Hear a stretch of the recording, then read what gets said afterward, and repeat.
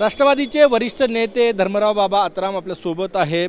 काल दिल्लीमध्ये मुख्यमंत्री देवेंद्र फडणवीस आणि सुनील तटकरे यांची भेट झाली।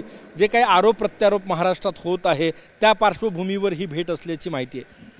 नाही, आता मी सुद्धा बाहेर होतो, काय कुठे गेले मुख्यमंत्री दिल्लीला गेले असं माहिती मिळाला, परंतु आता ते भेट होणारच। आमचे नेते आहेत तटकरे साहेब, आमचे अध्यक्ष आहेत पक्षाचे, आणि त्या दृष्टिकोनातून ते भेटले असतील। अशी चर्चा आहे की माणिकराव कोकाटे यांच्या राजीनाम्यावर आग्रही आहे भाजप, कारण की एकूणच जी काही बदनामी होती आहे सरकारची, वारंवार वादग्रस्त वक्तव्य, तुम्ही कसं बघता याच्याकडे? नाही, मंत्रिपद भेटल्यानंतर थोडा संयम ठेवणे हा गरजेचा असतो, आणि त्या दृष्टिकोनातून आपल्याला तीन पक्षाचा सरकार आहे, आणि त्या दृष्टीने आपण बोलताना थोडाफार आपण काळजी घेऊन बोललं तर बरं असते।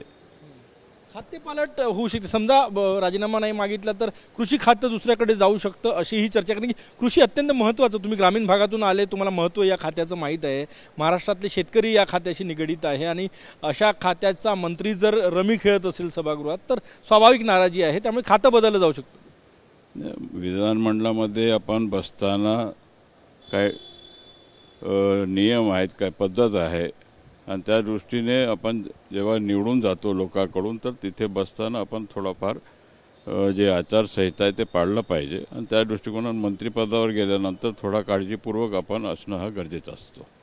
खातं बदललं जाऊ शकतं सध्या परिस्थिती। तुम्ही राष्ट्रवादीचे थिंक टँकमध्ये आहे, वरिष्ठ नेते आहे, सामनेपासून आहात। नाही, ठीक आहे, ते आम्ही सिनियर असलं तरी आपले मुख्यमंत्री आणि उपमुख्यमंत्री काय निर्णय घेणार ह्याच्यावर आहे। तुम्हाला काय वाटतं, वैयक्तिक काय वाटतं? नाही, आता आम्ही आमच्या प्रतिक्रिया देण्यापेक्षा त्यांनी काय कारवाई करायचं त्यांचा अधिकार आहे, आणि त्यांनी कारवाई केला पाहिजे। हे तर वाटतं ना की सरकारची प्रतिमा मलिन होत आहे सगळ्या याच्यामुळे? हेच म्हटलं ना, सरकारने कारवाई केला पाहिजे, कारवाई केली पाहिजे। बरोबर आहे। ते भेटीगाठी दिल्लीत सुरू आहे, दादा आणि कोकाटे यांची पण भेट होणार आहे। नाही, भेटू द्या ना, ते सगळे मंत्री आहेत, पक्षाचे मंत्री आहेत, तर ते पक्षाचे मंत्री आपले जे नेते आहेत त्यांना भेटलं पाहिजे, भेटणं गरजेचं आहे, परंतु आपण काळजी घेतलं पाहिजे की सरकारचा जे प्रतिमा आहे मलिन होणार नाही, त्या दृष्टिकोनातून सगळं मंत्र्यांनी वागलं पाहिजे।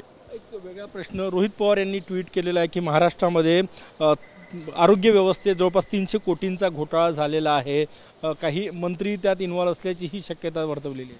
नाही, ठीक आहे, ते विरोधी पक्षाचे एक वरिष्ठ पक्षाचे नेते आहेत, आणि त्या दृष्टिकोनातून त्यांनी जे दिलेले अभिप्राय त्यांचा अभिप्राय असेल, परंतु त्याचा जर असं प्रकारचं झालं असेल त्यांनी त्या दृष्टिकोनातून मुख्यमंत्रीकडे त्यांनी तसा प्रकारचा तक्रार दिला पाहिजे, आणि त्या दृष्टीने कारवाई होईल। खूप खूप धन्यवाद। हे होते राष्ट्रवादीचे वरिष्ठ नेते धर्मराव बाबा आत्रामजी। एकूणच सरकारची प्रतिमा मलिन होत आहे, त्याची काळजी आचारसंहिता संबंधित मंत्र्यांनी पाळायला पाहिजे, असा रोखठोक सल्ला धर्मराव बाबा आत्राम यांनी आपल्या सहकाऱ्यांना दिला आहे। कॅमेरामॅन सचिन सयामसह गजानन उमाटे, TV9 मराठी, नागपूर।